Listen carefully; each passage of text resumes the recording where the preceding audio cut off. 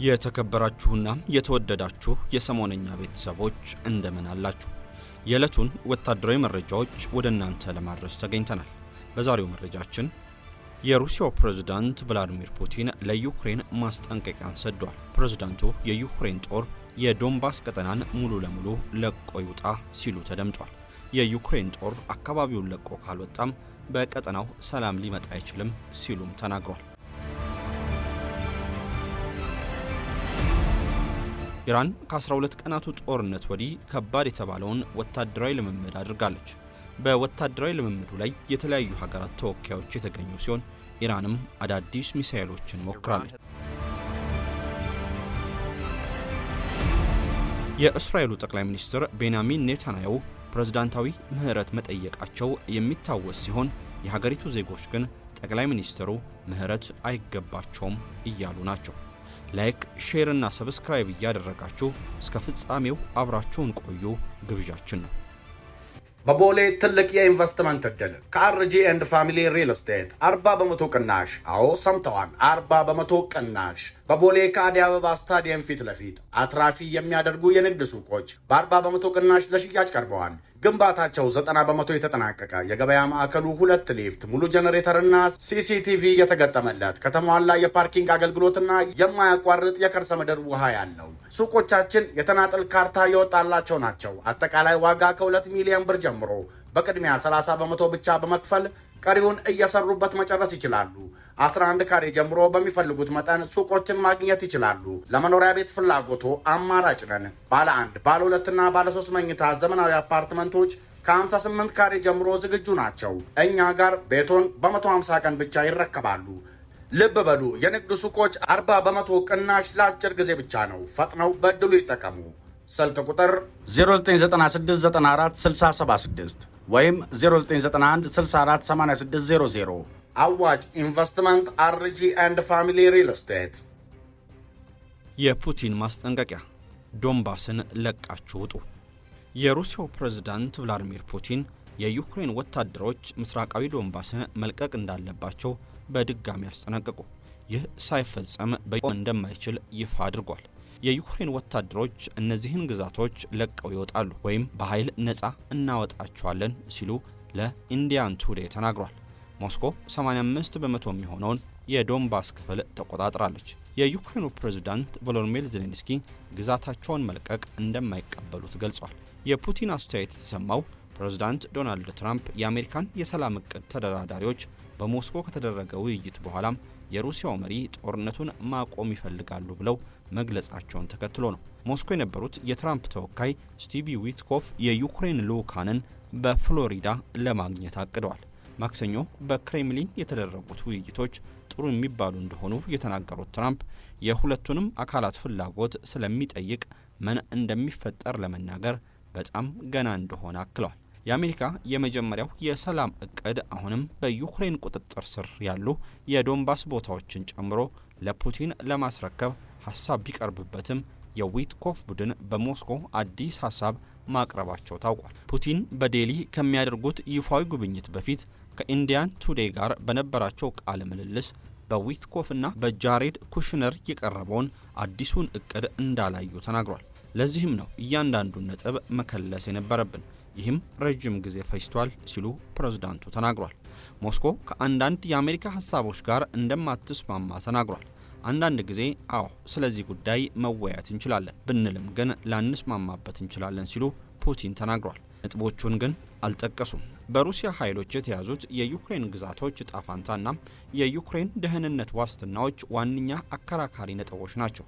የፑቲን ከፍተኛ የውጭ ጉዳይ አማካሪናም ቁልፍ ተደራዳሪ ዩሪ ዩሻኮቭ ቀደም ሲል ከውይይቱ በኋላ እንደተናገሩት ጦርነቱን ለማስቆም ምንም አይነት የሐሳብ ለውጥ እንዳላደረጉ ተናግሯል። ዩሻኮቭ አክለውም ሞስኮ በቅርቡ በጦር ሜዳ ላይ ባሳየቻቸው ስኬቶች ምክንያት የሩሲያ የመደራደር አቋም ተጠናክሯል ብለዋል። ሩሲያ ማንኛውንም የተኩስ አቁም ስምምነት በተደጋጋሚ አቋርጣም ተጨማሪ የዩክሬን ግዛት ለመያዝ ትፈልጋለች ስትል ዩክሬን ትከሳለች። የዩክሬን ውጭ ጉዳይ ሚኒስትር አንድሪ ሲቢያ የዓለምን ጊዜ ያባከኑ ነው፣ ሲሉ ፑቲንን በመውቀስ ለክሬምሊን ሀሳቦች ምላሽ ሰጥተዋል። ዩክሬን ማንኛውንም ስምምነት ለዩክሬን ጠንካራ የደህንነት ዋስትናዎችን ሊሰጥ ለረጅም ጊዜ ጥብቃ ስትጠይቅ ቆይታለች። ረቡዕ ዕለት ዜሌንስኪ ዓለም ጦርነቱን ለማስቀጠል እንዳለ በግልጽ ነዋል ብለዋል። ነገር ግን ድርድሩ በሩሲያ ላይ ያለውን ጫና በማሳደር ሊደገፍ ይገባል ሲሉ ገልጸዋል። ኪየቭና የአውሮፓ አጋሮቿም ሩሲያ የተኩስ አቁም ስምምነቶችን ሆን ብላ ታቋርጣለች ሲሉ ይከሳሉ። የዩክሬኑ ፕሬዝዳንት ባለፈው ሳምንት ከፍተኛ ተደራዳሪዎቻቸው ለሞስኮ የሚደግፍ ነው በተባለው ዋናው የአሜሪካ የሰላም እቅድ ላይ አንዳንድ ቁልፍ ለውጦችን ማድረግ ችለዋል ብለዋል። የአሜሪካና የዩክሬን ተደራዳሪዎች በጋራ በሰጡት መግለጫ የተሻሻለ የሰላም ማዕቀፍ እንዳዘጋጁ ተናግሯል። ተጨማሪ ዝርዝር መረጃን ግን አልሰጡም። ከአውሮፓ የመጡ ከፍተኛ ተደራዳሪዎች ባለፈው ሳምንት በስዊዘርላንድ ከዩክሬንና ከአሜሪካ ቡድኖች ጋር ለብቻቸው ተገናኝተዋል። የጀርመን ዴር ስፒግል የዜና ድረገጽ የአውሮፓ መሪዎች በአሜሪካ የሰላም እቅድ ላይ ያላቸውን ስጋት የገለጹበትን ሚስጥራዊ ቅጂ እንዳገኘ ዘግቧል።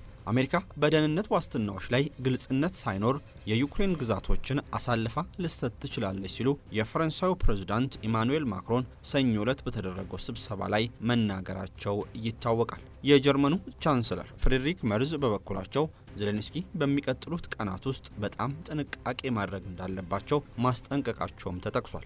ከእርሶም ሆነ ከኛ ጋር እየተጫወቱ ነው ሲሉ ሜርዝ መናገራቸው ተዘግቧል። የፊንላንድ ፕሬዝዳንት አሌክሳንደር ሲቱብ ደግሞ ዩክሬንንና ቮሎዲሚርን ብቻቸውን ከነዚህ ሰዎች ጋር መተው የለብንም ሲሉ ተናግረው ነበር። ኢራን ኃይለኛ ወታደራዊ ልምምድ አደረገች። አዳዲስ ሚሳኤሎች ተሞክረዋል። የኢራን ጦር አብዮታዊ ዘብ የጥበቃ ኃይል ከሻንጋይ ኮኦፐሬሽን ሀገራት ታዛቢዎች ጋር በመሆን በምስራቃዊ አዘርባይጃን ግዛት ወታደራዊ ልምምድ አድርጓል። ኢራን ለጎረቤት ሀገራት ያላትን ድጋፍ ለማሳየትና ለጠላቶቿም ማስጠንቀቂያ ለመስጠት ወታደራዊ ልምምዱን ማድረጓን የሀገሪቱ መንግስታዊ የቴሌቪዥን ጣቢያም ፕሬስ ቲቪ ይፋ አድርጓል። ኢራን ለ12 ቀናት ከአሜሪካና እስራኤል ጋር ከተዋጋችና የኒኩለር ተቋማቷም በአሜሪካ ቦምቦች ከጋዩ በኋላ ያደረገችው ትልቁ ወታደራዊ ልምምድ መሆኑን ታውቋል። ኢራን በዚህ ወታደራዊ ልምምድ ላይ ካድ 110፣ ካድ 380 እና ካድ 360 ክሩዝ ሚሳኤሎችን መተኮሷ የተሰማ ሲሆን 303 የተሰኘው ባላስቲክ ሚሳኤልም በወታደራዊ ልምምዱ ላይ ሙከራን አድርጓል። ከሚሳኤሎች ባለፈም የኢራን ድሮኖች የጠላት ኢላማዎችን እንዴት እንደሚመቱ የሚያሳይ ትርኢትም በወታደራዊ ልምምዱ ላይ ተስተውሏል። ወታደራዊ ልምምዱ ሐሙስ የጀመረ ሲሆን የኦማን ባህረ ሰላጤና የሆርሙዝ ስትራቴጂክ መስመሮች ወታደራዊ ልምምዱን አስተናግዷል። ኢራን ከዚህ ቀደም የኤአይ ቴክኖሎጂዎችን በብዛት የማትጠቀም ሲሆን በአሁኑ ወታደራዊ ልምምድ ላይ ግን የኢራን ጦር የኤአይ ቴክኖሎጂን በከፍተኛ ሁኔታ ተግባራዊ ማድረጉ ተሰምቷል። 5 ቀናት በሚቆየው የኢራን ወታደራዊ ልምምድ ላይ ከሻንጋይ ኮኦፐሬሽን ሀገራት የተውጣጡ 18 ወታደራዊ ባለሙያዎች እንደሚገኙም የሀገሪቱ መገናኛ ብዙሃን ይፋ አድርጓል። ኔታንያሁ ምህረት አይገባቸውም። እስራኤላውያን አብዛኛው የእስራኤል ዜጋ የሀገሪቱ ጠቅላይ ሚኒስትር ቤንያሚን ኔታንያሁ ይቅርታ ሊደረግላቸው እንደማይገባ ያምናል ተብሏል። በሶስት የሙስና ድርጊቶች ክስ የተመሰረተባቸው የእስራኤሉ ጠቅላይ ሚኒስትር ቤንያሚን ኔታንያሁ የሀገሪቱ ፕሬዝዳንት አይዛክ ሄርዞግ ምህረት እንዲያደርጉላቸው መጠየቃቸው ይታወሳል። ይቅርታቸው በፕሬዝዳንቱ ተቀባይነት ማግኘት አለበት ወይ ተብሎ የተጠየቁት የእስራኤል ዜጎች ውስጥ 53 በመቶ የሚሆኑት ጠቅላይ ሚኒስትሩ ይቅርታ አይገባቸውም ብለዋል። ኔታንያሁ ላለፉት 15 ዓመታት በሙስና በማጭበርበርና በሶስት የተለያዩ ክሶች እምነትን በመጣስ ክስ ቀርቦባቸው ነበር። ኔታንያሁ በቀረቡባቸው ክሶች በሙሉ ጥፋተኛ ለመሆናቸውን በመግለጽ ይከራከራሉ።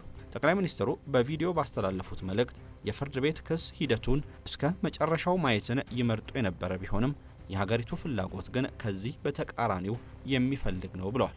የተቃዋሚ ፓርቲ ተወካዮች ይቅርታ ከመጠየቃቸው በፊት ጥፋተኝነታቸውን ማመን አለባቸው ሲሉ ተናግሯል። በዚህ ወር መጀመሪያ ላይ የአሜሪካው ፕሬዝዳንት ዶናልድ ትራምፕ ሄርዞግ ለኔታንያሁ ሙሉ በሙሉ ይቅርታ እንዲያደርጉላቸው ጠይቋል። በወቅቱ ሄርዞግ ይቅርታ እንዲደረግለት የሚፈልግ ማንኛውም ሰው ጥያቄውን በመደበኛው ስርዓት መሰረት ማቅረብ እንዳለበት ተናግሯል።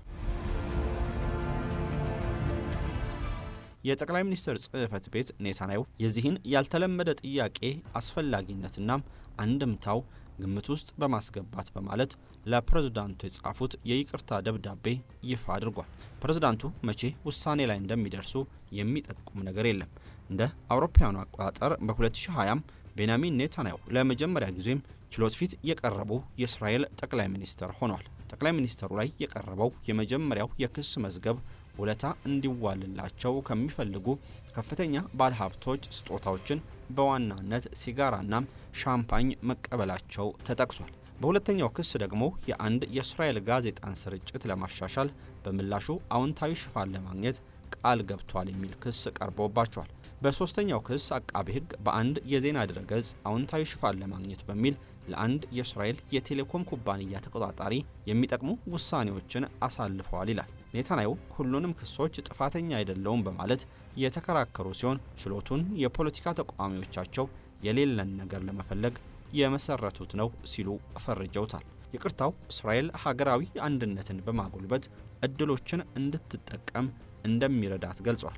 የፖለቲካ ተቀናቃኞቻቸው ኔታንያሁ ፍላጎታቸውን ከሀገሪቱ ጋር ለማጣመር ሞክረዋል ሲሉ ከሷል። የተቃዋሚ ፓርቲ መሪ ያየር ላፒድ ጥፋተኛ መሆናቸውን ካላመኑ እንደ ተጸጸቱ የሚገልጽ ምንም ነገር በሌለበት እንዲሁም ኔታንያሁ ከፖለቲካዊ ሕይወት ራሳቸውን እስካላገለሉ ድረስ ይቅርታ ማድረግ አይቻልም ብለዋል። በቦሌ ትልቅ የኢንቨስትመንት እድል ከአርጂ ኤንድ ፋሚሊ ሪል ስቴት 40% ቅናሽ። አዎ ሰምተዋል፣ 40% ቅናሽ። በቦሌ ከአዲስ አበባ ስታዲየም ፊት ለፊት አትራፊ የሚያደርጉ የንግድ ሱቆች በ40% ቅናሽ ለሽያጭ ቀርበዋል። ግንባታቸው 90% የተጠናቀቀ የገበያ ማዕከሉ 2 ሊፍት፣ ሙሉ ጄኔሬተርና ሲሲቲቪ የተገጠመለት ከተሟላ የፓርኪንግ አገልግሎትና የማያቋርጥ የከርሰ ምድር ውሃ ያለው ሱቆቻችን የተናጠል ካርታ የወጣላቸው ናቸው። አጠቃላይ ዋጋ ከ2 ሚሊዮን ብር ጀምሮ በቅድሚያ 30% ብቻ በመክፈል ቀሪውን እየሰሩበት መጨረስ ይችላሉ። 11 ካሬ ጀምሮ በሚፈልጉት መጠን ሱቆችን ማግኘት ይችላሉ። ለመኖሪያ ቤት ፍላጎቶ አማራጭ ነን። ባለ 1፣ ባለ 2 እና ባለ 3 መኝታ ዘመናዊ አፓርትመንቶች ከ58 ካሬ ጀምሮ ዝግጁ ናቸው። እኛ ጋር ቤቶን በ150 ቀን ብቻ ይረከባሉ። ልብ በሉ፣ የንግድ ሱቆች 40% ቅናሽ ለአጭር ጊዜ ብቻ ነው። ፈጥነው በእድሉ ይጠቀሙ። ስልክ ቁጥር 0996946076 ወይም 0991648600። አዋጭ ኢንቨስትመንት አርጂ ኤንድ ፋሚሊ ሪል ስቴት